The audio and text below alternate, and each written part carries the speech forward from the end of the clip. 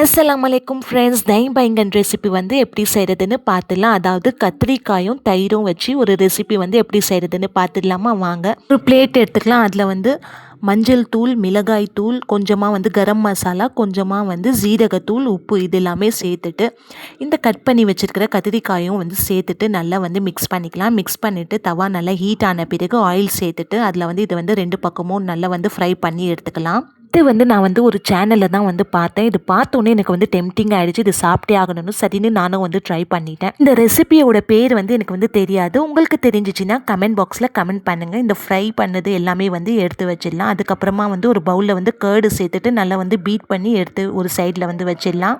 அதே தவாவில் வந்து கொஞ்சம் கடுகு, ஜீரகம், கருவேப்பிலை, ஆனியன் வந்து சேர்த்துட்டு கொஞ்சமாக வந்து உப்பு சேர்த்துட்டு நல்லா வந்து ஃப்ரை பண்ணிக்கலாம்.